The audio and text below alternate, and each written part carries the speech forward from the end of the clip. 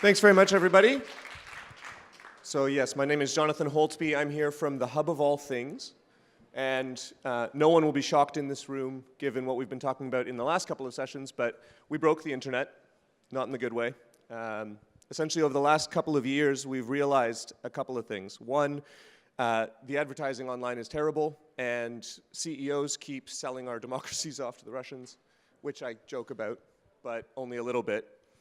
At the hub of all things, we kind of feel like there's three fundamental issues. We're starting to feel more and more like we're being preyed upon online. We think that a number of companies have a bit too much power, and despite all of that, we don't actually have the functionality out of the internet that we're really looking for. So to break those three down, we're seeing a massive rise these days in ad blockers and decentralization and crypto anarchy. And the reason that we're doing all of that is because every time we log in today, which is about 17 times before we get up in the morning, we're feeling like we're being stalked, and we're coming to hate that a lot. The corporate issue is a bit of a more societal one. Essentially, we've become okay with the idea that the big five technology companies have more information about us and more knowledge around us than we can possibly have for ourselves.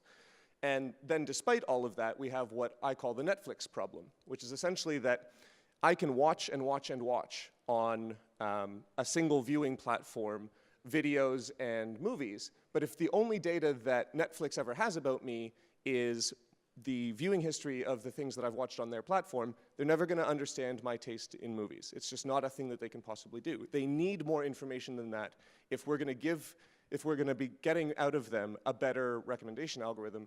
And depending on the platform, I'm not at all comfortable giving them more information. The root of all of these problems fundamentally is essentially power. And power in technology is about who has access to, control over, and ownership of data. And so I'm here to introduce a new technology to you. The hub of all things, HAT microserver, is very simply a piece of technology that allows you to own your own data. Microservers are not especially novel software. They're very interesting, but it's essentially just a database that has a computer brain in it. And we've wrapped ours in a software container. And essentially, when you have one, what it will do is it will go out and it will access the personal data that you give to Facebook and Google and Microsoft and everyone else, and it will take a copy of that and it will pull it into this area that you now control. Now, at the very basic level, people are using these kinds of devices in order to be able to do things like track their steps or record how much time they spent in green spaces without giving a company 24/7 access to their GPS sensor. But on a company level, the startups and the partners that work with us are using them to build the future of everything, from streaming to smart cars, because what they are able to do with a HAT microserver is they can access user data from a source that is more dynamic, that is more secure, and that is centralized around the person who co-owns that data, the user themselves. Now, when we talk about what the future of technology is going to be like with a more ethical, responsible, and centralized around the user view of personal data, two things tend to pop into our minds. Will companies ever give up ownership over an asset that they consider to be their personal property at the moment? And what benefits to the user would ever cause that to happen? And in reality, most companies don't want to be creepy. They don't want to follow you around all the time. What they want is to be able to do a really good job of delivering you services. And so accessing information on the user side is an important part towards doing that. HATs today are essentially being used by our companies, and there's about a dozen partners that we work with, to be able to access this more reliable data source directly from the source. When their customers and users don't have one of these, essentially they have to build up a really complex technical infrastructure. They have to meet a large number of regulatory compliance obligations in multiple different parts of the world. And they have to do all of this to access just a bare sliver of the information that is available about a user. When their users do have HATs, They get access to a much more complete profile. They always have a consensual and accessible relationship with their users, and they have that over dynamic data that can change at any time and that is constantly up to date. And they have all of that just by asking. Essentially, what we are proposing here is an open source technology that is built by a technology company that essentially gets paid by providing companies with access, consensual access to information about their users that is dynamic, real-time, and on-demand. We're trying to keep the boardrooms out of our bedrooms and give some of the internet back to the people. Essentially, the hat is a way for you to support technology that has us at the core. Join us, get a hat if you have one, build your technology on hats if you can, and join us in trying to change the internet. Thanks very much. Morning. I'm Harry Keane. I'm CEO and co-founder of a company called Hazy. And it's been fascinating hearing the debates on this stage so far today. And the ethical conversation is really, really interesting. It's fantastic that this stage even exists at this conference. The only problem we think at Hazy that exists around this debate is that businesses are really trying to implement some of these privacy-enhancing technologies. And almost this debate is a confusing amount of noise. So what we see when we talk to our customers and the organizations that really want to do ethical things with data is that they're struggling to implement proper solutions. So that's why we're building Hazy. At Hazy, we're trying to automate data anonymization to help companies share their data securely and to treat their data more ethically. So I don't have to explain. It's the Wild West at the moment out there. Companies are using data in all sorts of ways, and really, the regulation's changing. The consumers are demanding more from businesses. So we think the future looks a bit more like this. Greater regulation, businesses really trying to take care of their data. Now, one of the solutions that we think businesses can implement right now, because the technology has actually existed for quite a long time, is anonymization. And so what I mean by that is instead of looking at individuals on a very granular, singular basis, why not look at them in groups? Very simply, if you're doing some sort of analysis, instead of looking directly at the individual, why not bucket them into categories? And this makes them indistinguishable, individuals in the data set, indistinguishable from X other people. And now the interesting thing is you can actually start tuning that, and so you can get greater and greater coarseness in your data up to a level which matches your use case. So I just flicked through an example there of geospatial data. Instead of looking at individuals across London, why not look at groups across boroughs, across regions, and see if you can still do your analysis. Because that's what anonymization is. It's trading off on the one hand between privacy and on the other, utility.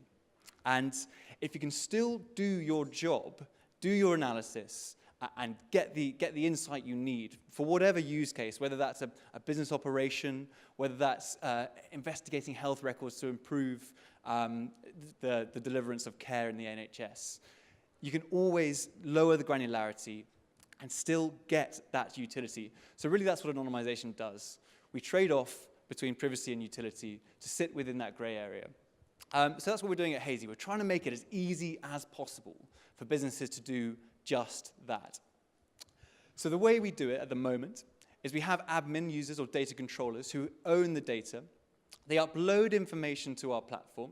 At that point, we use a bit of AI to identify where the personal information is in data. So we're looking for simple things like names, addresses, all the way to more complex, more unique things like country-based passport numbers, and a whole variety of different identifiers. At that point, the users can sign off what we found, and then they can tweak the privacy and utility settings. So this is where they effectively can have a slider saying, I want to put 10 people into this bucket. I want to put 100 people into this bucket. And that is the privacy setting. At that point, we give them feedback onto the utility of their data. So for their use case, how useful is that data? And giving businesses the power to do this just gives them more control over their data. So that's when we crunch all the numbers, and at the same time, we throw up a risk report. So as I say, we're giving more and more feedback to users so they can understand what's in their data, how risky it is, how useful it still is, and how likely that if they release it under certain conditions, that someone will be able to do a re-identification exercise. So we allow businesses to then iterate and tweak that process until they get the right level. We then help them publish the data and manage the access to it. So controlling who has access under what permissions as well is another key part, because anonymization really is only part of the answer. Transforming the data to a safe state is only part of the solution. Putting in controls around how people access the data and who can access it and when, providing audit logs, the ability to revoke access, this is all fundamental things that are quite tricky to do. So this single platform allows companies to do that. And at the same time, we're generating privacy impact assessments, which is a fundamental part of the GDPR. So this is a bit what it looks like. As you can see, in a very basic form, you have a sort of slider where you can start to tweak the person resolution, as we call it. And then you can see its effect on risk and utility. So that's all alive. It's up on our website, hazy.com. It'd be great if you guys could check it out. Let me know what you think. We'd love to get your feedback. So I just want to leave you on one last bit of research that we've been working on. So this graph is showing a score of privacy along the x-axis. So this is the K anonymity score, as we call it. So this is the bucket size, i.e. you've got 50, 100, 200. If you look at an individual record in that data set, it will be indistinguishable from that number of other records. And then we've also got a regression score on the y-axis. So this is effectively, we're running some basic machine learning algorithms on trying to predict the healthcare costs given a small number of attributes like smoker, non-smoker, age, socioeconomic background, etc. And what you can see, actually, is that as you increase the privacy, you do experience a bit of a drop-off in your utility, but then it actually levels out. Now, the interesting thing is there's this tiny peak at the start there where you start to have sort of levels of privacy of 10 to 15, which are fairly reasonable levels of privacy that companies are using today. You can actually still get pretty much exactly the same accuracy. And this is a really interesting insight. Now, the second thing about this graph is that you can see the yellow line in that. It follows exactly the same shape and the same pattern. But what we've done with that line is we've trained our machine learning model on anonymous data, and then we've run the actual analysis and the sort of test score on live data. So what that means is you can imagine a situation where you deliver anonymous data to a data analytics firm, and they can still do their job. They can still build really accurate models and get their job done. And then you can take those models back into your own system, run it on the raw data, and get meaningful results back. So just to finish up, we really think anonymization is going to be a powerful tool in the future, and one that actually puts some of these topics and discussions that have been talked today here on this stage into action in a meaningful way that businesses and organizations who want to do good with data and really release the power of these data sets in a good way, and allow them to do that effectively. So yeah, we're online, hazy.com. Do check us out, and I'll be hanging around at the back if anyone has any questions. So thank you very much for listening.